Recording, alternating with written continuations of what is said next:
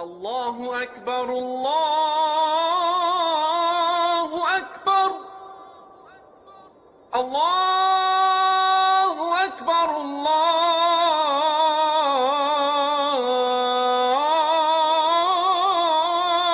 أكبر.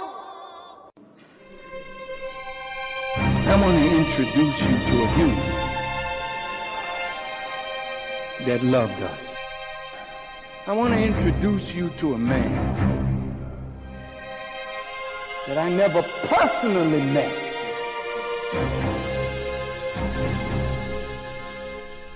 But I am thoroughly convinced of his matchless love for us. The Honorable Elijah Muhammad said that Farad Muhammad came to us from the holy city of Mecca. I can't prove it or disprove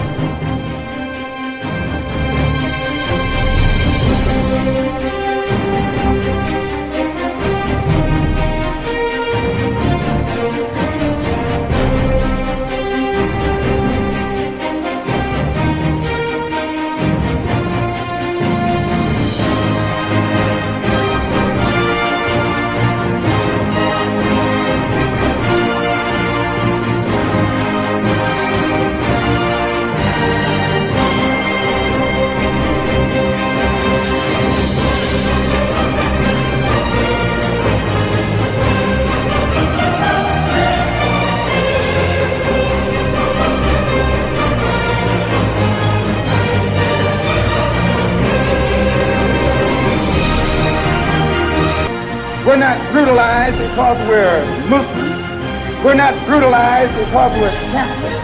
We're brutalized because we are black people in America. Muhammad Ali and took away that slave name of Cassius Clay. Now I can go all over the world. All over the world.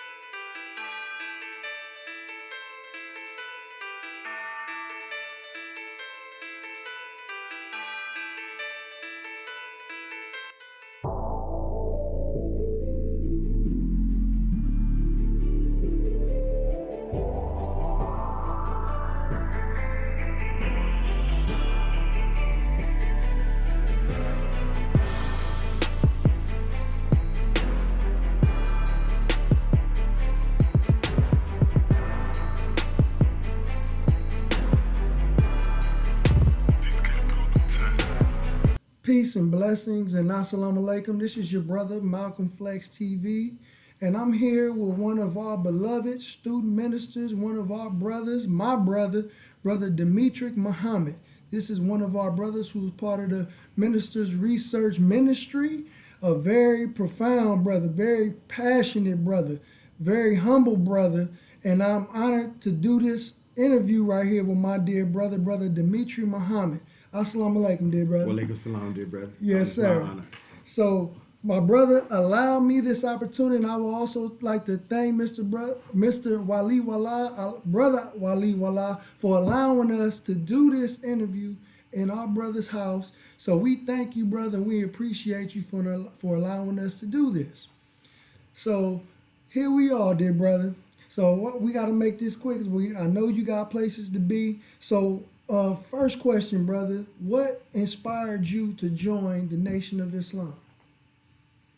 Well, I was a teenager growing up in the Deep South, and my father began to study the teachings of the Honorable Elijah Muhammad and visit the study group in the town where we grew up. And he kind of brought me along with him. And as a result, I accepted the teachings, and I became a registered member of the Nation at 15. Oh, that's beautiful. Around what year? Now I'm going to be dating myself, but around 1990. Oh, praise is due to Allah. Yes, sir. Yes, sir. Yes, sir. So, how did you become a part of Minister Farrakhan's research ministry? I really don't know. Right. He called me one day, or he had somebody to call me one day, and said that Minister Farrakhan would like for you to come to a meeting to discuss his upcoming lecture in Atlanta. Right. And I thought they had the wrong number. You know? And sometimes I still think they had the wrong number, but they just went with it. You know, Right. it kind of turned out okay. You know, so that's kind of how it began, and it was a meeting to discuss his message in Atlanta in 2010, entitled "Who Are the Real Children of Oh, Israel?" that's one of my favorites. Yes, sir. And so at that meeting, we received a draft copy of The Secret Relationship Between Blacks and Jews, Volume 2, that he wanted us to review and to share with him our thoughts and our reactions to it. And so we did, and so that began our relationship with him, functioning in that capacity as a part of his research team. Right. So the brothers and sisters who worked on the first secret relationship between blacks and Jews, were they also involved in the second part of creating this? Yes. The secret relationship between blacks and Jews is put together by a subset of the NOI Research Group. Yes, sir. The NOI Research Group consists of various brothers and sisters who do various projects, publishing works, research, etc. And so one of those teams is responsible for the series at this point, The Secret Relationship Between Blacks and Jews, Right. which is in a few days we'll introduce Volume 4. Oh, Yes, really? yes, All sir. praises due to Allah. That's a great surprise to me because I did not know that. And also, you're an author yourself, and you have your own books. Okay, this is one of the books that I bought personally from you during Savior's Day. Can you please, give us the inspiration behind this book, Sure. and name a few other books that you have as well? This is the book, Who Do They Say I Am? The Vindication of the Honorable Minister Louis Farrakhan. We also have done Hail Elijah.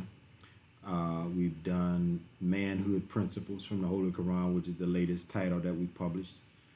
We've done Supreme Wisdom Dictionary, Invincible Truth Volume 1, Invincible Truth Volume 2, When You Get Into Trouble, Nurse from Your Holy Quran. I think we have maybe 10 titles now, and so these are works inspired by the minister, and this particular title was intended to be a defense of Minister Farrakhan, particularly in the court of public opinion, which is where he's been tried. Right. The minister isn't guilty of any crimes, so his enemies have not sought to bring him into the courts of law, but they have sought to try and convict the minister in the court of public opinion. And they have hoped to make the minister a pariah. They've hoped to marginalize him. They've hoped to keep him outside of the mainstream of black America. Right. However, because he is a man that is anointed by Allah, Allah has created for him the kind of name and reputation such that anybody among the who's who in black America knows that associating with Minister Farrakhan is good for them. Right. And so many of them have went on the record talking about how the minister has impacted their life, Mm-hmm. what he means to them, and what he means to our people. And we said that, well, if we catalog all of those testimonies and statements, it would be a powerful defense for the minister in the court of public opinion. Right. Because this book includes a who's who of persons. Each and every one of them have a following in their own right. Right. I mean, these are entertainers, celebrities, activists, politicians, entertainers, scholars, religious leaders. And So are then these like comments or interviews? Or both? no, these are comments. These Okay. are their testimonies. These are things that they organically said, as reactions to the minister, Right. which makes them better, in my opinion, because in an interview, a person can prepare what they want to say. Beautiful. But when you see and you hear the man and you just react, Right. you know, that's pure. Right. You know, Straight from the heart. Unsolicited, unprovoked. Right. And so this is work that we're really very proud of. Beautiful, beautiful. So, have you ever went to college at some point? Have you ever received some type of training to be able to write books and things of that nature? I only went to 3 years of college, and I have never received any training Right. other than being able to be around the minister, Right. you know, directly for the past almost 10 years. Right. And the minister is a man that, you know, he rubs off on you, Right. you know, and his extemporaneous speaking, you would hear it and think that it came from a prepared text. Mm-hmm. And but if you're around the minister and you allow yourself to absorb, you know, what he gives off Mm-hmm. and what he teaches, it can't help but impact you. Right. And I noticed you mentioned extemporaneous teaching, right? Basically being able to speak without notes and things of that nature, you know. And the Honorable Minister Louis Farrakhan is very wonderful with that. So also, can you share with the viewers some of your other books? And I believe, if you would like to touch on it, that you have a new book coming out as well? Yes, we are in the final few weeks of preparing a book that will be a book to examine the assassination of Malcolm X, and it is purposed and intention to be a defense of Minister Farrakhan and the Nation of Islam.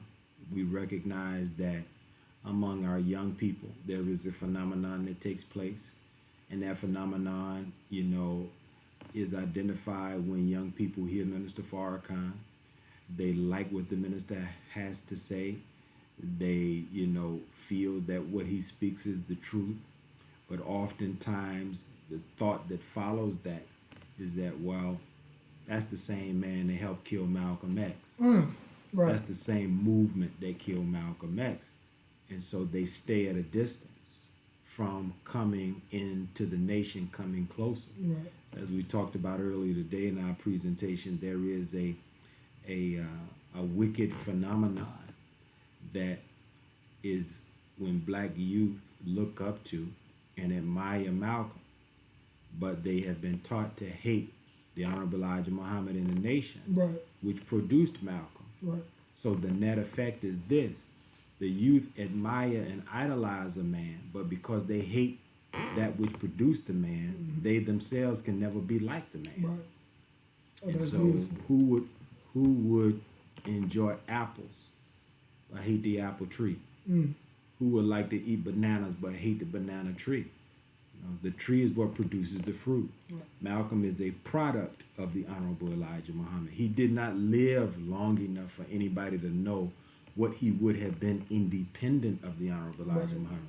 So what we know, love, and admire and respect about our brother is who he was from 1952 through March of 1964, Right. while he was still a student and representative of the Honorable Elijah Muhammad. Right. And so, you know, the enemy has been busy working to lift Malcolm from beyond the grave, while simultaneously trying to bury Minister Farrakhan and Right. put him into a grave.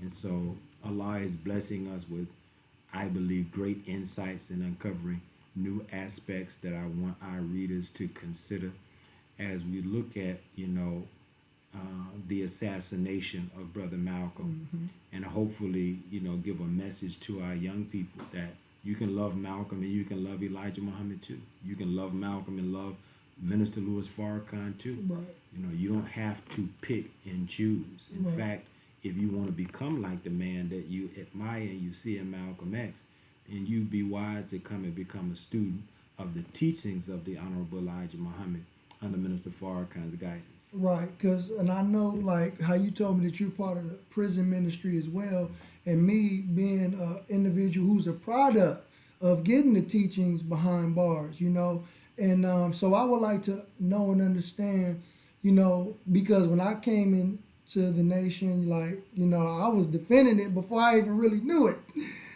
So why is the Malcolm X situation to you individually so important, and for us to clear up for the people who don't know what went down between Malcolm X and the Nation of Islam? Well, let me say this, brother. I want to first of all thank you for what you do to defend the minister in the nation and social media. Yes, sir. There's a group growing of persons like yourself, Brother Ben, Brother Rizza, and others Yes, sir. who take advantage of these social media platforms to vindicate, the teachings of the Honorable Elijah Muhammad and Minister Farrakhan. And so that is of vital importance, because some people don't come to the mosque, some people don't go to a study group, but they're heavily influenced by what they see on their computer screen or on their smartphone device. So I want to encourage you to continue doing that. Yes, sir. This is important to me because I see the condition of young people, and being a father, having children, I understand the preciousness of our youth. And everywhere I go, everybody's asking the question, what are we going to do about the youth? There's certain trends that are popular among youth and young adults. Certainly, filling up the school-to-prison pipeline. Right.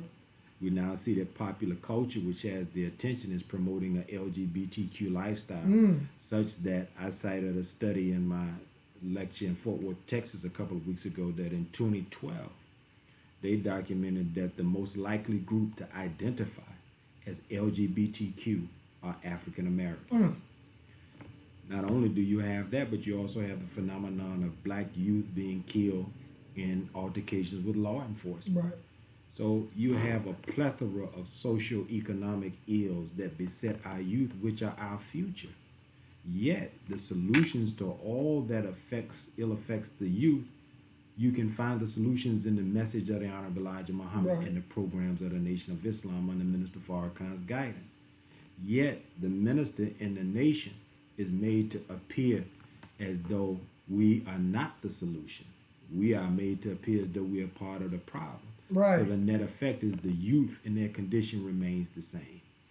Right. We have the solution, but they're made to look at us as though we're not the solution. We're so the they problem. remain in a wretched condition. So I believe that, disabusing our young people of the myth that the nation killed Malcolm Right. would be kind of like in the Bible when it says Jesus was in the tomb, but then the angel came and rolled the stone away. Right. And from a place of death, he could ascend. Right. So I believe our youth, which really, as Minister Farrakhan has said, they really are a messianic generation, but they are entombed. And so this is one of the stones that we, by Allah's grace, intend to roll away. Oh, that's a beautiful analogy right there. Praise be to So, Allah. also based on your experience doing prison reform, and that's something that the Nation of Islam takes dearly to us. Yeah, I'm gonna cut that part out. So don't yeah, so you heavily involved in the prison ministry. Okay, so why is that important that we reach to our brothers and sisters who are inside of prison, and also the vaccines that Student Minister Abdul Malik is that mission that the brother is taking on and it brought to the light, and also what Dr. Wesley Muhammad is doing, and revealing the gender bending and all that information as well. Why are these things so important for us to really try to educate our people to really not be ignorant anymore and to know what's actually taking place by our enemy and the government? Well, brother, you cite or you list, just many of the elements of the weapons that are arrayed against our people. And our people are asleep. Right. Our people are oblivious to the wicked plans that are being developed against them. And so our job, if we are to be real servants of God, then our job necessarily then must be to awaken our people. The Honorable Elijah Muhammad said this is the day and the time of the resurrection. Right. So we want to be agents of the resurrection. We want to alert our people of the dangers in the environment. The Bible says that the ministers of God must be watchmen on the wall. In the New Testament, the role of religious leadership is analogous to the role of a shepherd with a flock of sheep. Right. Both the watchman and the shepherd have a duty and a responsibility to protect the flock. So whether it's Dr. Wesley, whether brother it's student minister Abdul Malik Saeed, Minister Abdul Wali Ullah, myself, all of us are students of Minister Farrakhan. Right. And let the record show, Brother Alfonso, that inasmuch as many youth claim that they are woke, inasmuch as many of them are coming into increasing degrees of consciousness, let the record show that for the past 40 years, the awakening and the resurrection has been being done under the voice of the Honorable Minister Louis Farrakhan. So whatever we are doing in these little niche areas, we are we're making an effort to follow the minister. Right. The minister was the first one to alert black people that AIDS and HIV was Right. genocide. Right. The minister was the first to alert us that a plan, that the president and his joint chiefs of staff Right. had came up with a plan and a war against black youth. Right. So now people can easily talk about the school to prison pipeline. Right. But the minister in the 80s called the public school system the killing field. Right. The minister began to tour the country talking about stop the killing, So the awakening, I'm happy to see so many young people claim that they are woke. I just want them to understand that there's a man among us that God anointed to awaken them, and he's been on his job. Right, and that's a great segue, because we have a lot of what student minister Abdul Malik Saeed would say, spiritual gangbanging. And this is taking place within the people who consider themselves conscious.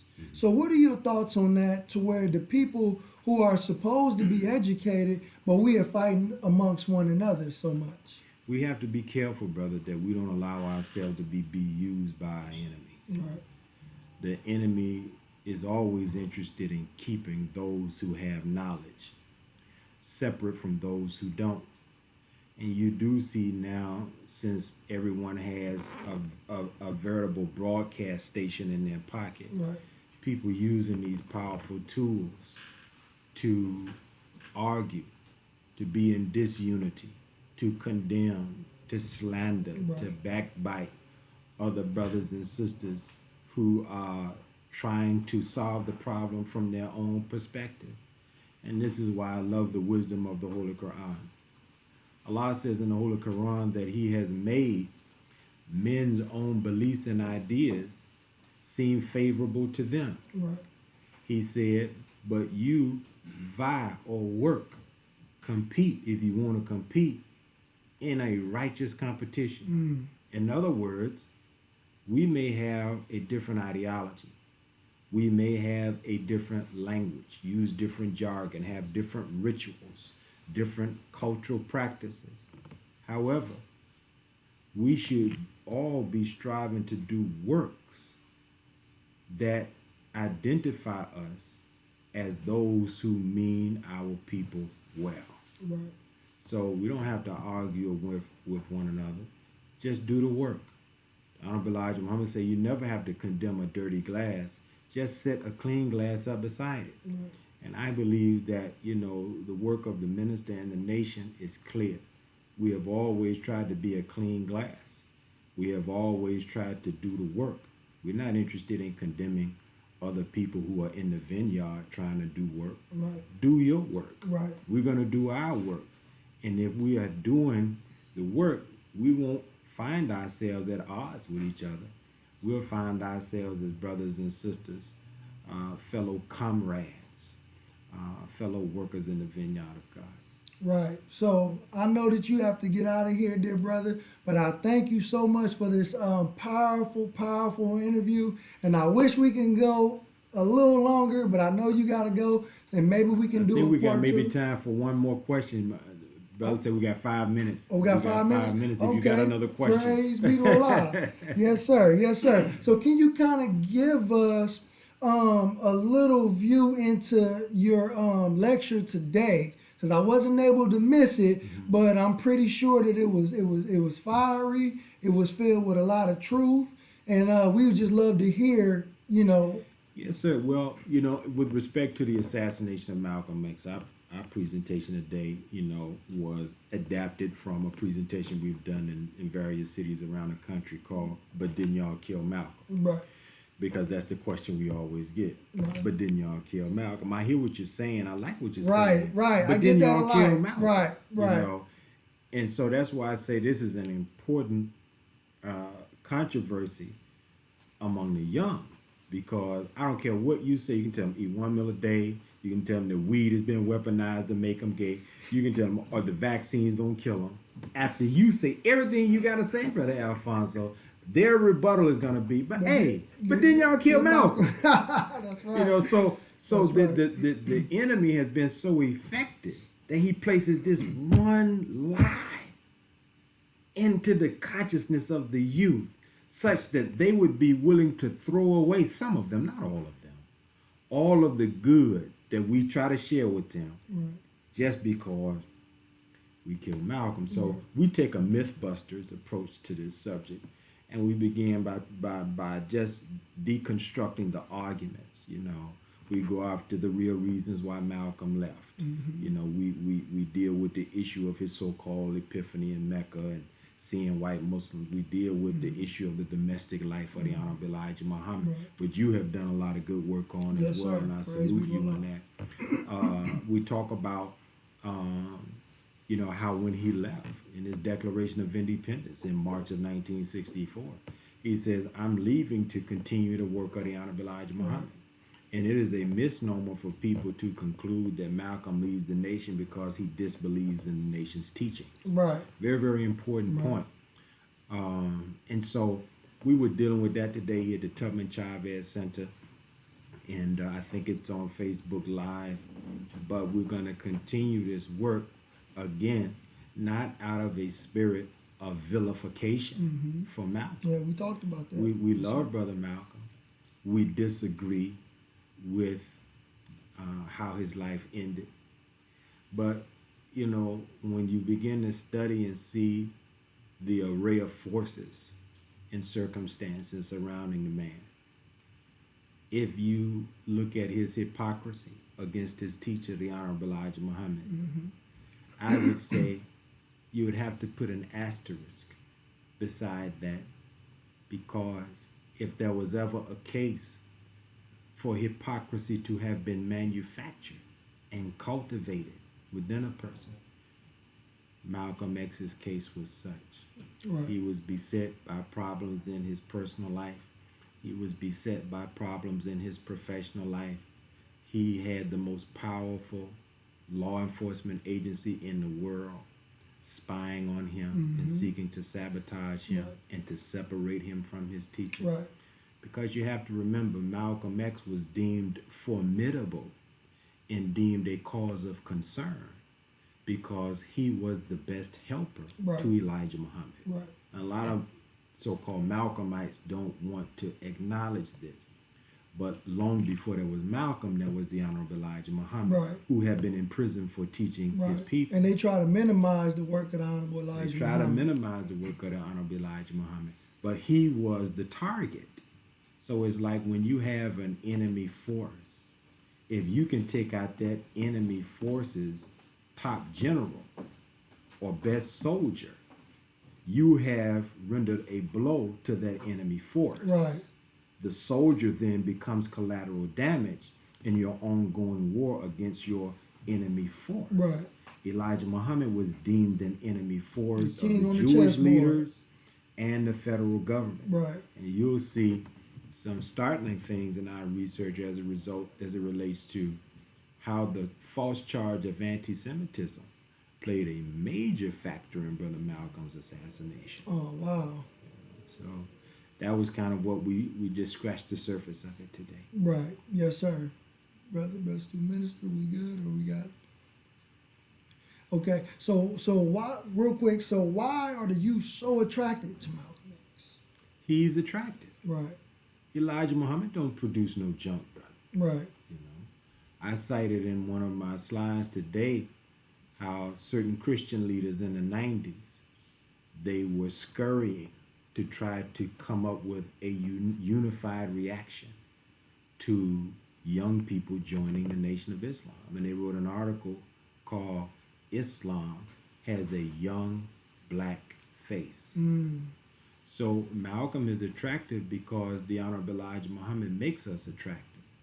Even in How to Eat to Live, he says, if you eat the way I teach you to eat, it'll restore your beauty appearance. You know, he says that his teacher taught him that he would give us the kind of health and youthful appearance like we had when we were 16. This is the Islam of the future, the Nation of Islam. right, And it is attractive, it is appealing, it is intelligent, it is militant, it is masculine, it is feminine where it needs to be.